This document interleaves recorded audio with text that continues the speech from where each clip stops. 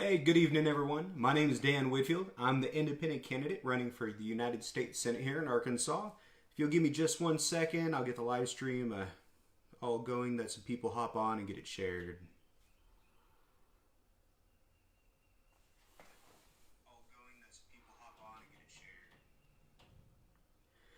All right, I stole my wife's phone so I can answer y'all's comments. But today's going to be a fairly short update Q&A. So as you're watching, if you have any questions, just go ahead and ask and I'll answer them as we go along. I'll answer any other questions at the end that haven't been answered. And then we'll do a quick summary over what I have previously gone over. I just don't have that much to update with right now because, we don't have any events or anything like that going on. So give me just 1 minute. We'll get some people filed in. Sorry, I am a little underdressed. I'm not wearing my tie today. We actually just got back from going to the post office and Sam's Club. So let's see here. All right. People hopping on fast. Awesome. Cool beans. So, my name is Dan Whitfield. I'm the independent candidate running for United States Senate here in Arkansas. My opponent is Senator Tom Cotton. My website is replacetomcotton.com. And you can go onto my website. It has a bio, like an autobiography that I had written about myself. So you can kind of get to know me. You can see my policy, my platform. You can, see it where I've spent every dollar for my donations. Oh, I need to add that into my update sheet here as well. So, check out replacetomcotton.com. There's a lot of really cool stuff on there. All right, so I've got a few people on. We'll go ahead and get started. So my update for today, there's not a whole lot to go over, but we can start with on Monday. I was actually able to reach out to almost every single independent candidate running for office here in Arkansas. There was one gentleman running for the House who didn't answer his voicemail or his phone calls or return my calls or anything like that. So I was not able to get a hold of him, but every other candidate that's an independent here in Arkansas, I was able to reach out and talk with them. I drafted a letter to send to the governor, and all of them signed our letter. So the independent candidates of the state came together seeking relief due to COVID-19 for our ballot access process. Now, a little bit of, what's going on with that is, as an independent, my primary is a little bit different than a Republican or a Democrat's.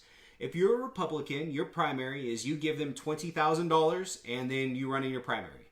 A Democrat, it's the same. You pay $12,000 and then you just run in your primary.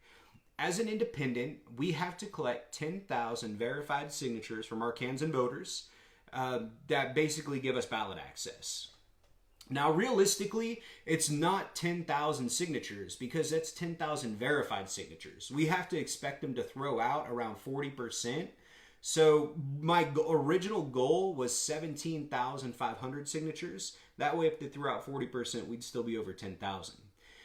Due to the COVID-19 epidemic that we've been facing, it's really put a hold, basically, for all of our signatures.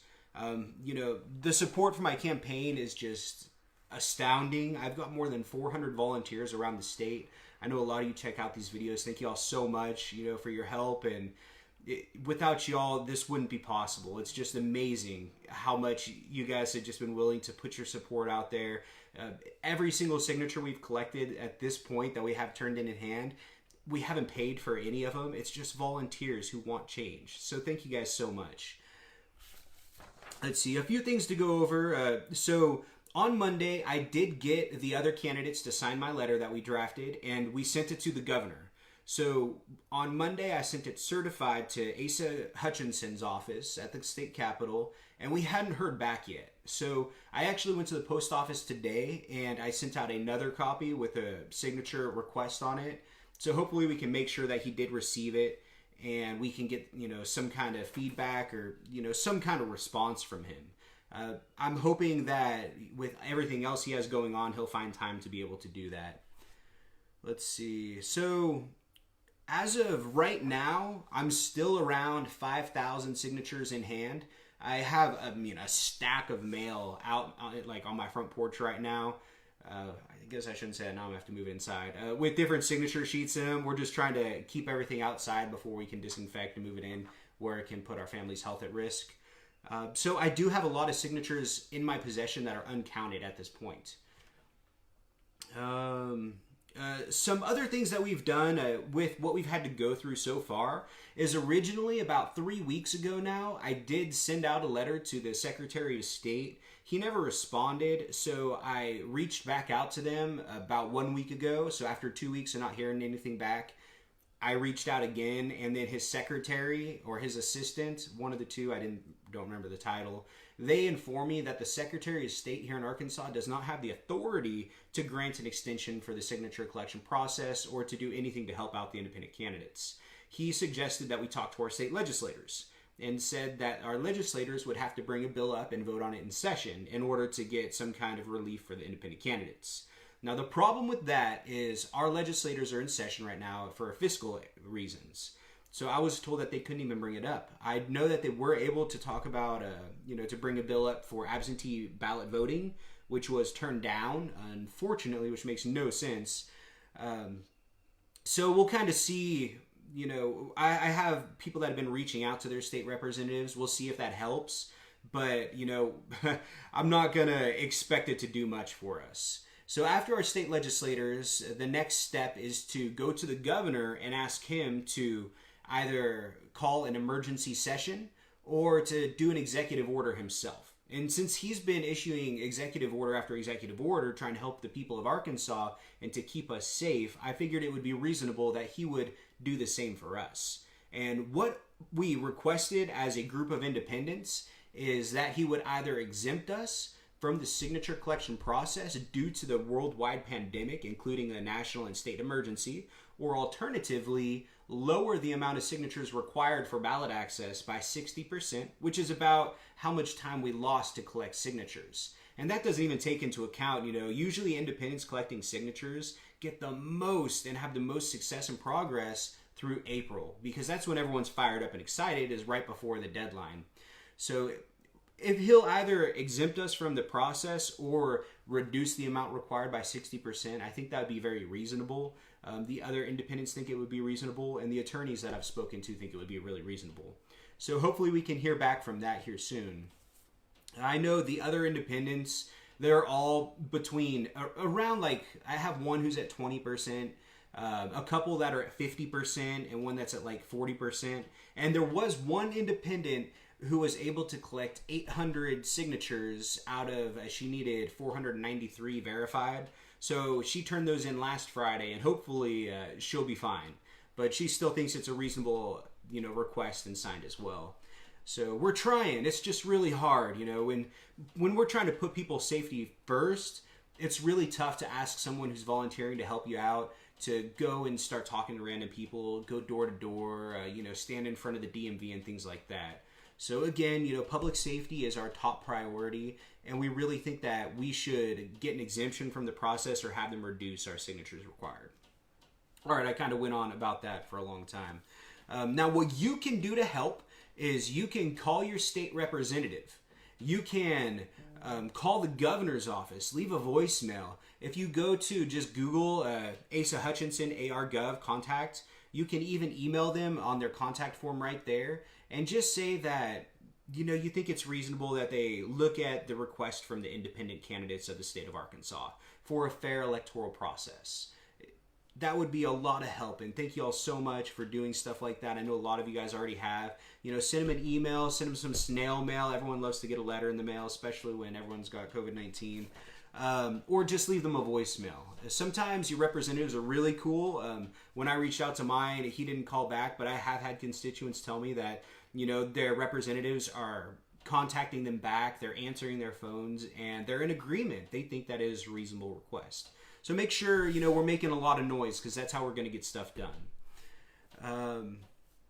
That's kind of where we're at with signatures. Another update for this week. I did an interview yesterday with Andrew Epperson for KNWA, which aired on the news last night. If y'all caught that on Fox 24, that was pretty cool.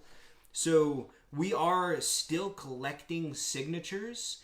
If you have signatures that you're sitting on, if you have like a sheet at home that you haven't sent in yet because you're trying to get more, just send that sheet in. You know, we need to get those sheets coming in. If you've got 10 signatures, 20 signatures, it costs like $1 to get it mailed over to our P.O. box. So send those in as quick as you can. I have had people who have told me that they've collected signatures, but they misplaced the papers. So send them on in before you misplace them. You can go to replacetomcotton.com and click on campaign and signature form. And from there, you can download, you can print, sign, have your friends and family sign, and then mail in a signature sheet if you haven't signed yet. Just make sure you're printing on legal size paper. If you can't print on legal size paper, just below that area, I added a new contact form where you can actually enter in your name, your email, your address, and how many sheets you want, and I will mail you the sheets. All you got to do is just sign it and mail it back. I'm trying to make it as easy as possible for y'all. We do still have a couple hundred signatures on letter size sheets. So what my wife has been helping me do today, and will continue tomorrow and Monday, is we're actually mailing out signature sheets on legal size paper with a prepaid return envelope to all these people who've already signed on letter size. So we're trying to do everything we can to make it easy for you guys to get your signatures in so that we can get ballot access. So yeah, if you do have your signature sheets, turn them in now. You know, don't wait until the last minute. The earlier we have them, the better. But that's kind of where we're at with signatures. That's our main updates because we do not have any events going on right now. Let's see. Real quick, I'm going to talk a little bit about COVID-19, and then we'll go back and I'll do a really quick review of what I talked about for signature collection. I know it's still really early. It's going to be a short update. And as we're going through, ask any questions you have. I stole my wife's phone, so I can answer any comments that are there. And once I'm done going back over everything, I'll go through the comments and answer all of y'all's questions. So, as of right now, in Arkansas, we have 1,226 confirmed cases of the COVID-19 or the coronavirus. That includes, we have had 24 deaths just here in our state.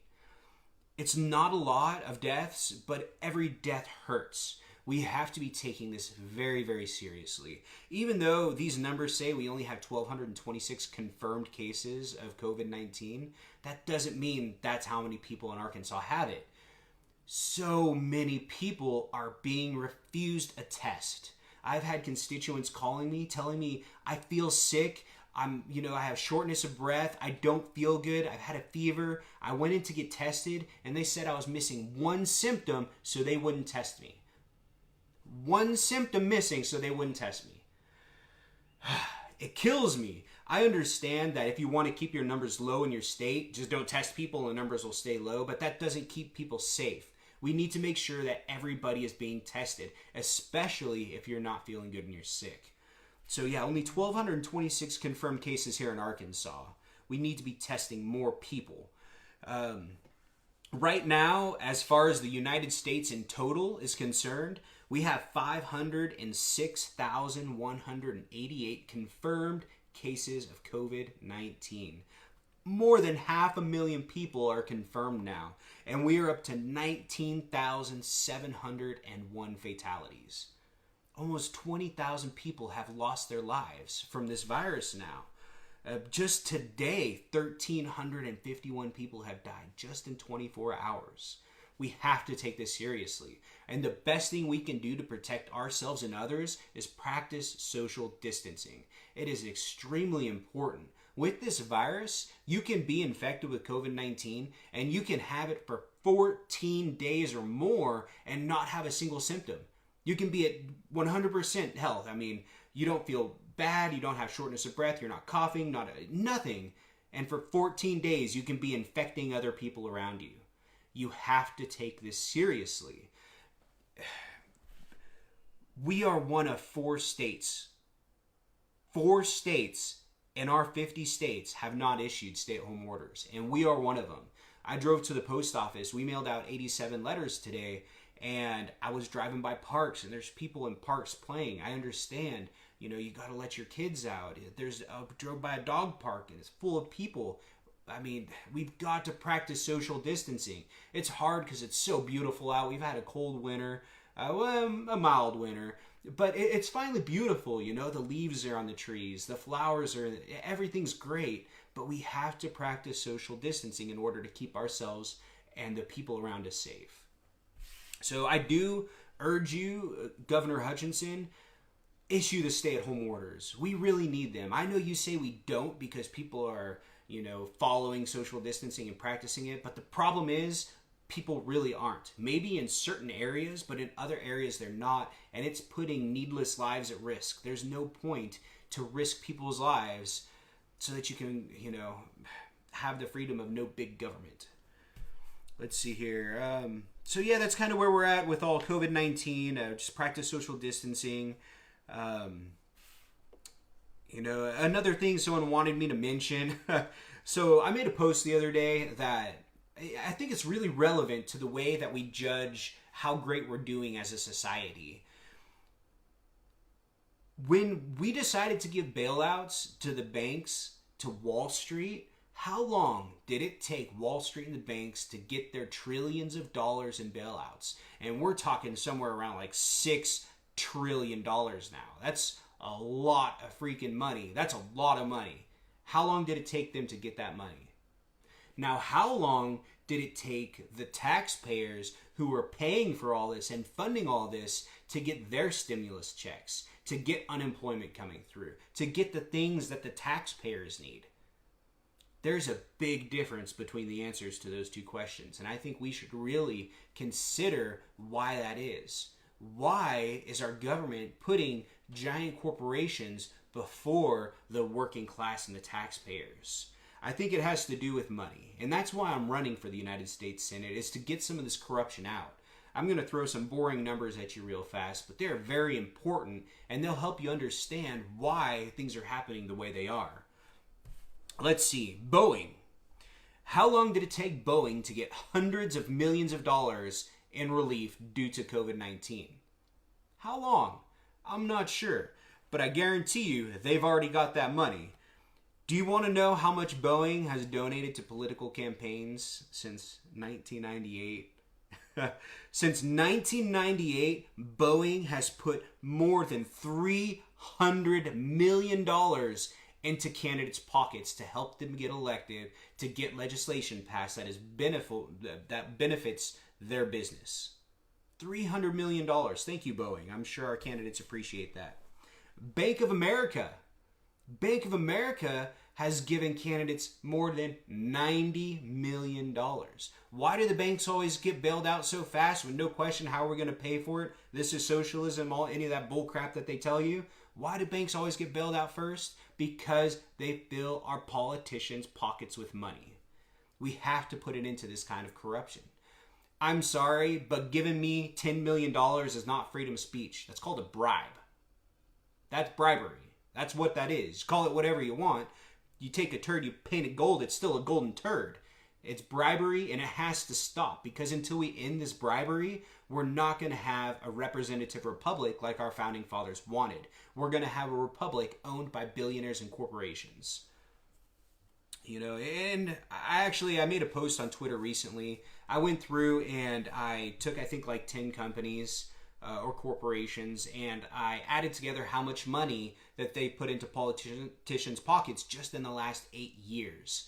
And I'll go ahead and I'll share that. I'll comment under this post where that's at. But it's just crazy to see how much money is filling our legislators' pockets. And then we look at why things are not that great for us, why our wages have been remaining stagnant, why the middle class has been shrinking.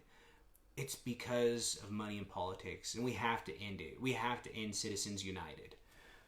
I do have a whole bunch of different comments on here, so I'm going to start reading through those, and then I'll go through and do a quick review on signatures, and we'll go from there. All right, so let's see. How do I get signatures now? So thank you, Sherry, for the question. Right now, the way we're focusing on signatures is if you go to replacetomcotton.com, you can actually click on a campaign and then signature form, and you can either download and print on legal size paper, the form, sign it, have your friends and family sign it, people who are quarantined with you, or who you're with day to day so you don't have to worry about infecting other people and keeping your family safe. And then you can mail that sheet into my P.O. box. If you can't print on legal size paper, then right below that area on the same page, you can put your, I think it asks for a few different things, your name, your email, your address. Can you get 3 people to sign? And then how many sheets would you like? Because 10 people can sign each sheet. So I figured instead of sending everybody out like 5, 10, or 15 sheets, I'm just sending out how many requests now. If you do that, I will get some sheets in the mail to you, and then you can just sign it and return it. And I'll make it as easy as possible for y'all. I was going to ask when we have to have the signature sheets in. Yes, sir. So thank you, Johnny. It's a really important question because our deadline is not until 12 o'clock noon at the Capitol on May 1st. But that means I have to have the sheets in my hand in Little Rock by 12 noon on May 1st. So our real deadline is going to be a little bit before that. I would really hope that you guys can even just start getting your sheets in right now. By April 20th at the absolute latest, make sure it's in the mail because it's still going to take a few days to get to me, and then I got to get it counted, I got to get it verified, and I have other things to do with them. So get your sheets in as soon as possible, please. We need to get rid of Asa, Cotton, Bozeman, and who else? Oh man, it's a big long list. I think the easiest way to see what politicians we need to get rid of is if you go to opensecrets.org, you can actually enter into any politician, see where their money's coming from, and do your own research. If I tell you I don't like someone, don't take my word for it. Go and do some research. Figure out where their money's coming from, and you'll see real fast who they actually represent. Another good website, while I'm on that, I'm good. My camera's right here. Just one. Thank you. Just right there. Okay. Thank you. Another really good website is votesmart.org. If you go to votesmart.org, you can enter in a candidate's name or a politician's name, and you can see how they voted on every single bill for their entire career. So you can see where their money's coming from on Open Secrets, and then you can go to VoteSmart and see how they vote. Do your own research. Don't take other people's opinions. That's the only way that we're actually going to start to get people that are in office that are going to represent us. How many Republican senators does Arkansas have? I don't know, a lot. The Koch brothers put $400 million into the election cycle in 2018 to make sure that they were able to get as many people that were willing to sign their pledge to help them as they possibly could. They put a lot of money into Arkansas and turned Arkansas deep red. So it's hard to say. I'm not sure exactly how many we have, but I believe we have 66 representatives that are Republicans that were running unopposed. I think. So 66 unopposed Republicans at least this year. Let's see here. What are my feelings on firearms? I actually just took my sidearm off when we got home from the store, but I am pro Second Amendment. I carry my firearm every day. I do believe we have a constitutional right to carry firearms. At the same time, we have to have common sense gun legislation. We have to make sure that there are background checks being performed for every single firearm purchase. If I go to Walmart and purchase a gun, I shouldn't be able to go to my next door neighbor and just sell them a gun. You have to do background checks. If you have a valid CCL here in Arkansas, then you shouldn't have to have a background check because you can't have a valid concealed carry license if you have a felon, or if you have a felony, if you're a felon. If you do get a felony while you have your CCL, then they actually they take it back from you. So we do need background checks on private-to-private sales. That's absolutely very important. People talk about gun registries and other things like that. Oh, well, I don't want there to be a gun registry so that people know, if I have a gun, blah, blah. Well, I'm sorry, but if the government is monitoring all of our text messages, phone calls, emails, voicemails, everything on your phone, they're monitoring your private internet data, what kind of porn you watch, anything at all, I guarantee you they know if you have a gun or not. Their registry's there, you just don't technically know about it. And if you did know about it and it was official, then they could actually regulate it and make it more safe for us as citizens. Hey Annie, oh, I wish I could come out and see you guys soon. I'd love to come float the buffalo here once the social distancing is over and the COVID-19 starting to wind down. We'll have to plan a trip out there. It's finally starting to get warm. I'm excited. Arkansas's peak of COVID is not expected until the end of April. We have 2 weeks just to get to the peak. Unfortunately, Mr. Jim, I don't think there's any possible way to tell when our peak is going to be because we're not testing people. We have 1,226 confirmed cases, but they're turning away people who don't feel good, who think they have it, that want to be tested. So we have no way to tell how many actual people have it, and I don't think we're going to be able to see, there's not going to be a good estimate for when the peak is going to be. We're just going to have to push through it, and the best thing we can do is practice social distancing to keep ourselves and our families and other people's families safe. Bernie is not out of the race. Bernie has suspended his campaign. He didn't end his campaign. So people in primary states can still vote for him. But that's a whole different issue. I'm not going to get too much into, but no, he's not out of the race.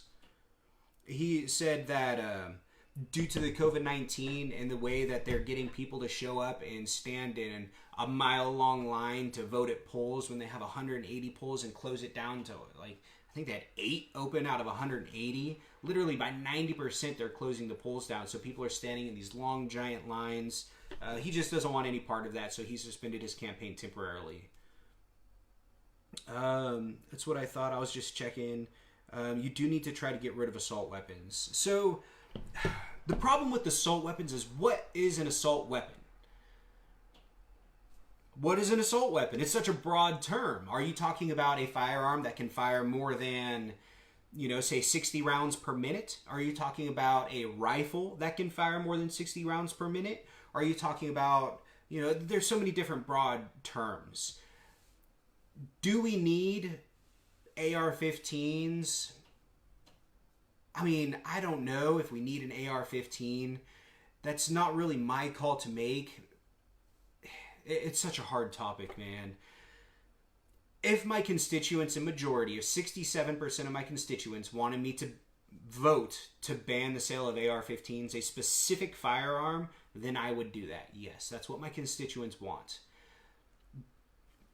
But when it comes down to some of the big ones that I saw, like in Virginia, I personally do not think it would be a good idea to ban the possession or transportation of a firearm that has been banned, to sell. If you can no longer sell an AR-15, then you should still be able to possess and transport it, because as an American citizen, you did legally purchase that property. If we try to go door to door and take people's firearms away, the problem is the only people that are going to be willing to give up their firearms because of the change of the law are the law-abiding citizens. That's not going to take firearms out of the people's hands who shouldn't have had them in the first place. That's why we really need to focus on making sure. I mean, the million-dollar question is, how do you keep guns out of bad guys' hands? It's really tough, but you start with background checks. You have to have a background check. If I sell my buddy a gun, I should be required to perform a background check. Otherwise, I'm liable for any crime that was committed with that firearm that I negligently sold somebody. I hope that answers your question. If you want more detail or have a more specific question, just ask me and I'll go ahead and answer. We have to get SCOTUS back. So right now, I think the main thing we should be focusing on when it comes down to the Supreme Court is we don't know who is going to be the president next year. We really don't know. There's no way to tell 100%. And if it is Donald Trump again, he will put in another conservative judge, possibly someone who's very unethical and has no morals like Judge Kavanaugh. So we do need to be careful about our SCOTUS seats. Because we're not sure if Donald Trump is going to have the ability to nominate another SCOTUS position, we need to focus on the Senate. Kavanaugh is a corrupt man. He is not fit for the position that he is in. He is only in the Supreme Court right now because I believe it was a tie vote, and the Vice President Pence actually had to come in and break the tie, which almost never ever happens. I'm sorry, but if I go to JB Hunt and apply for a job and I have like a panel interview of 8 people, if 2 of those 8 people say, nah, we probably shouldn't hire this guy, I'm not going to get the job. If 4 of those 8 people said, nah, he probably shouldn't have the job, you damn well bet I'm not going to have that job. So if we change the Senate, then we can prevent bad SCOTUS nominees as well. We have a lot more control with down ballot votes than we do with the executive branch, because we don't vote for presidents. I mean, we vote, but that's not what elects a president. What elects a president is the Electoral College. So we need to make sure we focus on the Senate in order to prevent bad SCOTUS positions. Stop the loopholes at gun shows. A 10-round magazine is plenty. So at a gun show, if every single firearm sale at a gun show had a background check performed, I think that's kind of the loophole that people are talking about.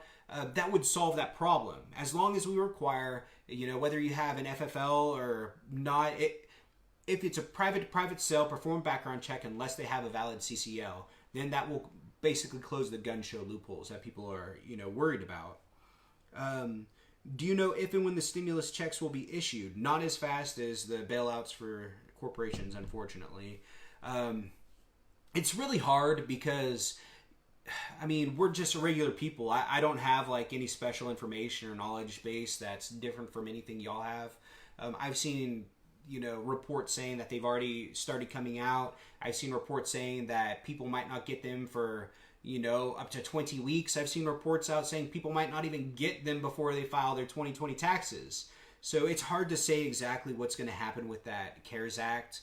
But what does need to be said about it is the CARES Act doesn't care about us. The CARES Act was a slush fund for corporations so that they could take our hard tax dollars and use them to pay their payroll, use them to pay off previous interest on debt. Previous pre-COVID-19 debt. So the CARES Act was not a CARES Act for the people because they don't care about us. What we really need is we need a second stimulus that is only for Americans, that is only for the people of America that keep the country running, the working class. We need to make sure that people can afford to take care of their families and pay off their bills and their debts while we're facing this worldwide pandemic. It has to be done. Canada did a completely different approach.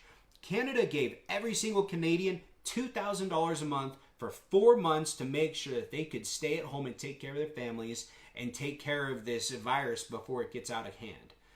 We need to do something similar. What's $1,200? That's less than my mortgage. I can't even pay my mortgage. Thanks for the help. That's great. But what does $1,200 really do? And if you're in, the average income in Arkansas is $40,000 per year. So let's do some quick math if I can find my wife's calculator on her million apps. I'm just going to have to search for it. All right.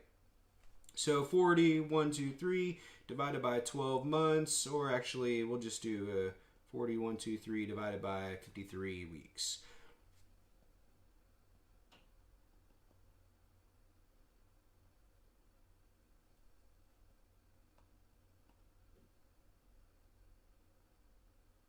All right, so that's an average pre-tax. The average income pre-tax per week in Arkansas is about $750.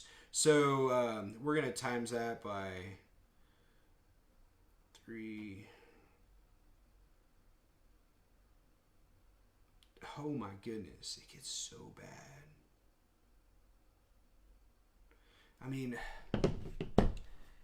That's going to help the average Arkansas family for like a month.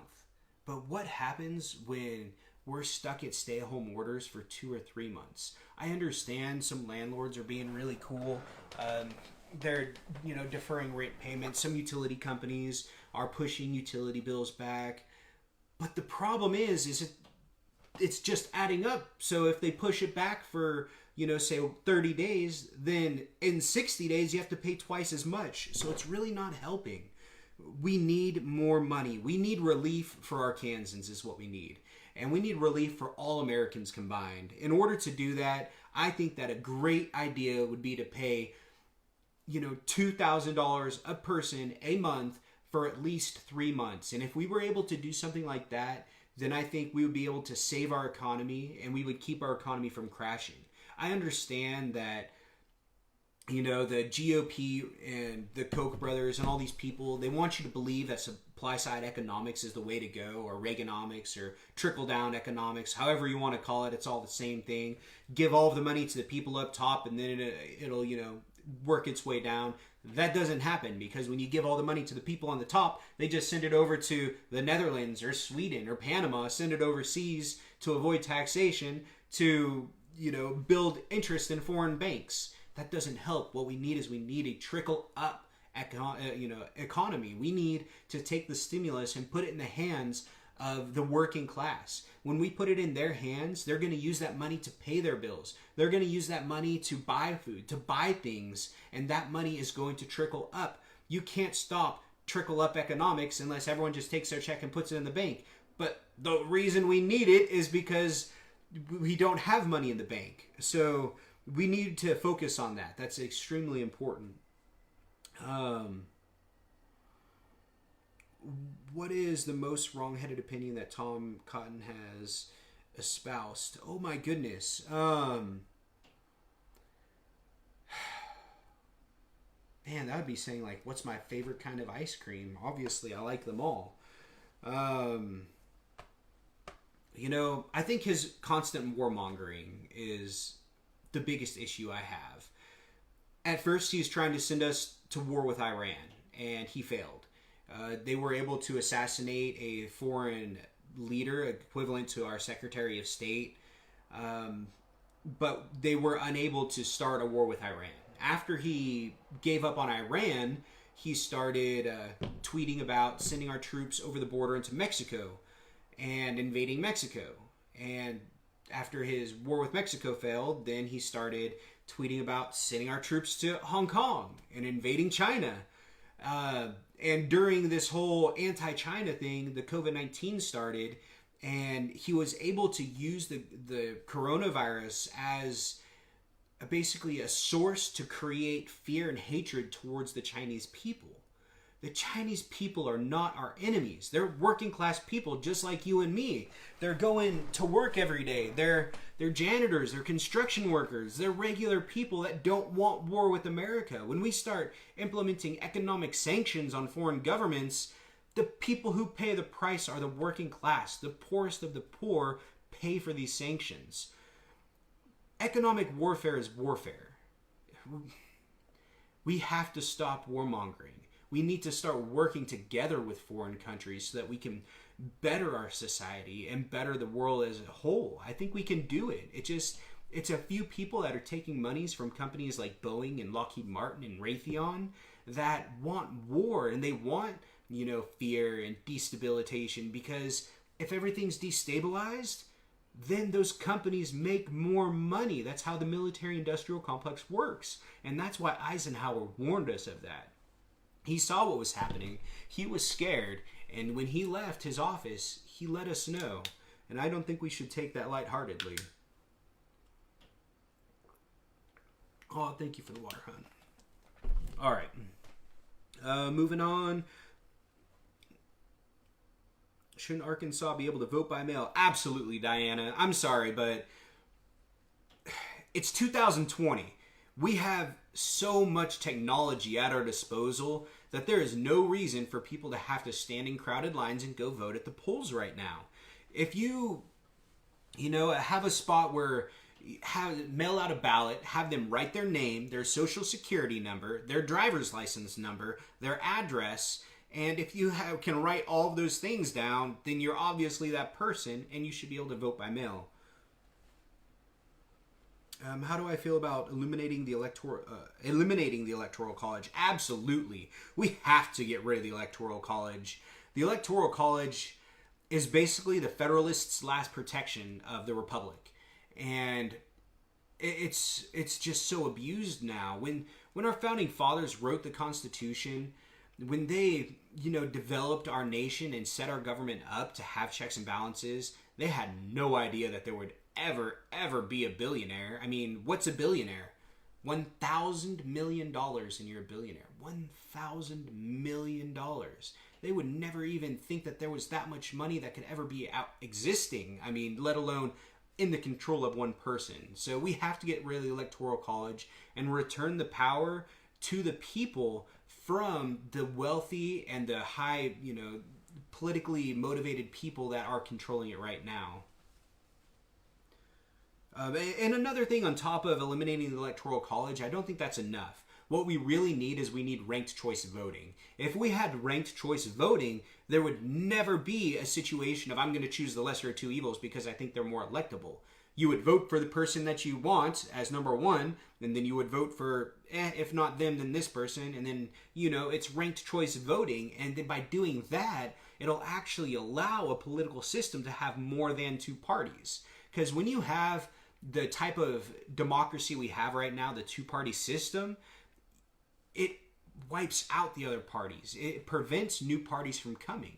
And I think having more parties is better in our government because it gets more people talking and more people arguing, more people compromising, so that all of the power doesn't lie in the hands of just a few, but within the hands of all of us. The money from stimulus checks soon ends up in the hands of the wealthy anyway. Exactly. I mean, it always trickles up. It always does because we're going to spend the money. I don't care who you are. If you don't have any money and you got bills to pay, you're not going to take the stimulus check and put it in the bank while you have no bills to pay and file bankruptcy. That doesn't happen. You're going to spend the money. Stop salaries for Congress until the crisis is over. Absolutely. I think there are ways we could go about that would help motivate them to take care of the working class better. Like make Congress suffer the same way regular working class Americans are suffering. If someone, I think we furloughed 30 million people are unemployed now because of the coronavirus. 30 million people are waiting for the stimulus check of $1,200. They might get their unemployment. I'm not sure exactly how long it's taking for unemployment to come. I know just a day or two ago, they started putting out the unemployment checks. But again, when I think it's 10 or 16 million people in total have filed now, how long is it going to take to get your check? The systems just were not designed to handle that kind of volume. So yeah, we do need to make sure Congress is focused on us. And again, even if you stop salaries for Congress, a majority of them are all millionaires anyways, and they don't need the money. They're not going to take their money. They're not getting their money from their salary. That's not how they're, getting wealthy. They're getting money from lobbyists like Boeing, who are be like, oh, well, your salary stopped. Okay, if you vote to give us an extra, maybe $200 billion on this next stimulus that you guys are going to be voting on next month, we'll take care of you. We'll give you $1 million for your next campaign, kind of thing. So it's really tough. Fighting unlimited amounts of money is never easy. Is it too late to sign the sheet? I never received one and don't have a printer. It is not too late to sign the sheet. If you go to replacetomcotton.com, click on the campaign tag and signature form, you can either print out your own form, and if you can't do that, right below that, you can enter your name, your address, your email, and a couple other questions, and it'll send me an email with your info, and I will mail you a sheet. All you have to do is just get it, sign it, and mail it back. I mailed out 87 of them today. I've mailed out a couple hundred of them in the last week or so now. So I am mailing them out. If you need one, just request it and I'll get it to you. I know. Thank you, John. I hope more people understand that, trickle down doesn't work. What we need is trickle up. But the problem is the people who have all the power are taking money from the people who are promoting trickle down. Can we collect signatures online? Will they accept that? Thank you for the question, Mr. Rick. That's a really good question.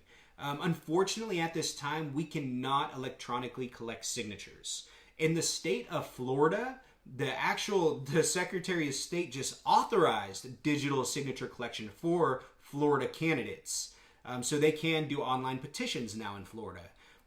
I think the only reason that happened was because the elections are a little bit different in Florida. Both the Republicans and the Democrats, as well as the independents, need to collect signatures for ballot access.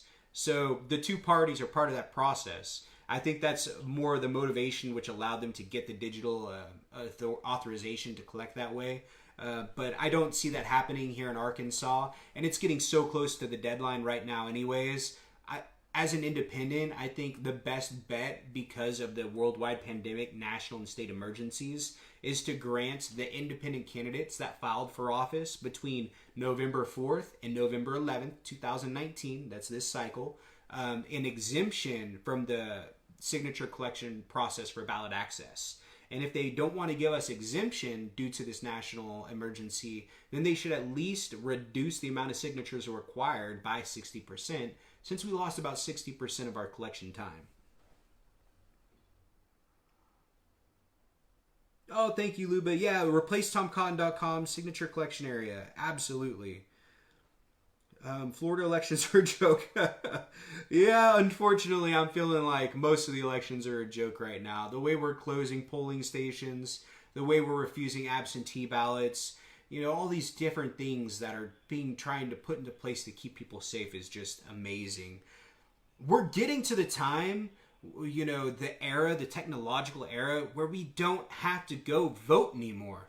If I want to unlock my wife's phone, I have a face print scanner or a face scanner on there. They have fingerprint scanners on phones. On the new ID cards that are going to be required to travel on airlines, I think in October 20th of this year, those are federal IDs. They have a barcode on them that you can scan them. Once it gets to that point, I think they're going to require those IDs for voting here soon anyways. Then you could be able to just use your camera, scan your ID, it verifies who you are, and vote by your phone. We don't need to have voting booths anymore. I understand some people do want paper ballots for, the security of the electoral process, but realistically, you can have all the paper ballots you want, but it doesn't matter when people are shredding paper ballots anyways, or sticking the paper ballots in giant tubs and storage units. We got to get to the point where we're voting by our phones, because that's the safest, the most efficient way to do it. And a way that you can, hi baby girl, a way that you can, one of the ideas I've had about voting is that we should have the availability when you vote to check a box on whether or not you want your vote to be public or private. I don't care if anyone knows how I voted. I mean, it's not like a big secret to me. If I had the option to check a box so that anyone could see how I voted, then I myself at any time could go online to the voters database and see how it recorded my vote. I would know if it was changed or how it, if it didn't get counted at all. There's 15 people watching you right now. Let's see here. I've called the governor about extending the signature deadline. Maybe mention that and tell the number. So, yeah, thank you so much, Annie. What I'll do is, we're about 46 minutes in. I'm going to do a quick recap through my updates, and then I'll go through and answer any more questions, and I'll stop jabbering to y'all. All right, so real quick, on Monday, I was able to get 6 of the 7 independent candidates running in Arkansas to sign a letter that I drafted to send to the governor. Oh, you're shaking my phone, baby girl. I got 6 of the 7 independent candidates to come together, sign a letter, and we sent it to the governor requesting either an exemption to the signature collection process for ballot access, or alternatively, reducing the amount of signatures required by 60%. When it came to asking for an extension, the most reasonable request would be to extend the deadline to, an equivalent amount of the days that were in national emergency. But the problem is there's no foreseeable end to the amount of time we're in the national emergency. So requesting that isn't really a good thing to do right now. I don't think that's the best option. So I got everyone to sign it. I sent that letter on the 6th, on Monday, and I mailed it certified. So I know he got it, or at least I know someone got it, but I haven't heard back yet. So what I did today was we mailed out a second letter, and this one we're requiring a signature, so at least now we'll know who received it, and we can kind of make sure that they are getting it. So that's where we're at right now. I'm waiting to hear back. Now, I am prepared to take legal action if we need to. I have contacted a lawyer who actually had helped the Libertarians get ballot access. He helped another independent running in Arkansas. She's fine. It's okay. He helped the independents in Arkansas extend our collection time. So he's been very successful about, you know, getting things done here in Arkansas. So if we have to, we will take legal action. I just don't want it to have to come to that. I think the governor, you know, it's more than reasonable for him to issue an executive order exempting us from the process. But if we do have to take legal action, we will. And I'm talking with him right now. We'll decide next week what we're going to do as far as that's concerned. I did an interview with KNWA, Andrew Epperson, yesterday. It aired last night on Fox 24. Things that you can do to help: call your state representative, call the governor, send him an email, you know, leave him a voicemail, send him snail mail. Everyone loves getting snail mail. You know, reach out to your representatives and ask them to consider, or not to consider, but to you know, help to alleviate some of the stress for their independent candidates. We need some help, and our state representatives, our legislators, or our governor, they're going to be the ones that can do that. We are still collecting signatures. Go to replacetomcotton.com, click campaign, signature collection form, or I think it's just signature form. You can download your own form, or you can right below that, request me mail you a form, and I'll mail one out to you. If you do have sheets right now, get them turned in as soon as possible. The deadline is 12 o'clock noon at the Capitol on May 1st, but that means I have to have it with me by, you know, at the Capitol on May 1st. So at the absolute latest, get your sheets mailed in by April 20th, have it in the mail. If you're already done collecting because you're self-quarantined, you're practicing social distancing, and you've got all the signatures you can, just get that sent to me as soon as possible. What else do we got in here? COVID-19, right now we have 1,226 confirmed cases of the coronavirus in Arkansas. We've had 24 deaths. Every single death hurts. That's a loved one. I mean, I understand some people feel like, oh, well, I'm not around my grandparents or blah, blah, blah, blah. Well, you can be asymptomatic for 14 days infecting people around you. And what if you got someone else's grandma sick? You know, people in their 30s are dying now, in their 40s. If someone has heart disease or diabetes, if you have heart disease and you get the coronavirus, you're looking at a 15% mortality rate. So, you know, consider the people around you. Every person lost hurts someone. And, you know, it hurts that much more when it's someone we care about. But we have to make sure we're keeping everybody's safety as our main concern. In the United States as a total, we're at 506,000 confirmed cases, 19,700 deaths now. You know, people are failing to follow social distancing practices here in Arkansas. We need our governor. Only 4 out of 50 states right now do not have stay-at-home orders. We need Asa Hutchinson to issue these orders to keep our Kansans and their families safe. He says that people are practicing social distancing, so it doesn't need to be done, but that's just not true. We can see it all over the place on social media. Anytime you go to the grocery store or run errands, you see that people are not practicing social distancing. We have people getting busted at parties. I think it was Russellville. A girl that was tested positive was caught at a house party. We need to have these stay-at-home orders, and there has to be consequences. We got to find people, do something to keep our families safe from other people who don't care. But, you know, that's kind of where we're at right now.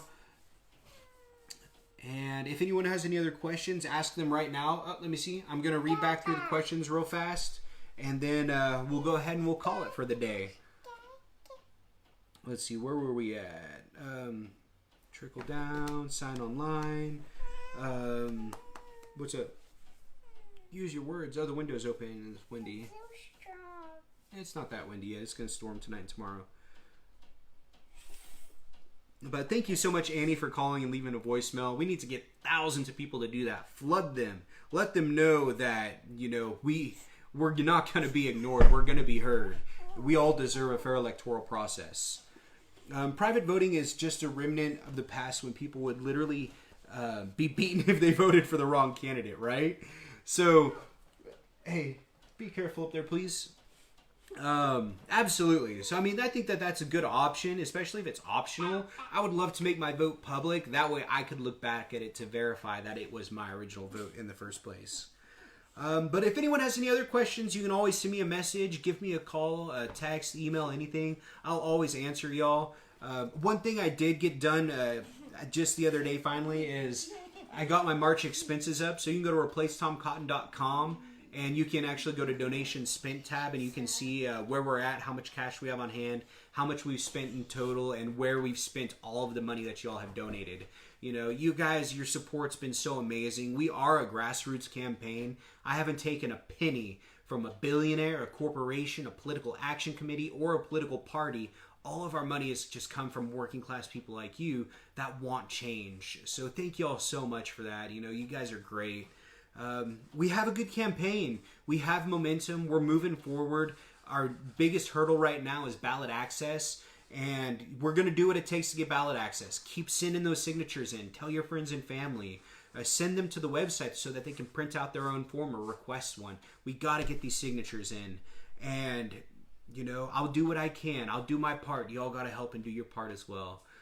But thank you all so much. If you have questions, just reach out. My name's Dan Whitfield. I am the independent candidate running for United States Senate here in Arkansas. And thank you all so much. Have a happy Easter tomorrow. I know we're all going to be kind of social distancing, staying at home. And it's going to be raining in a lot of the states. So just enjoy this time with your family. You know, may God bless y'all and may God bless America.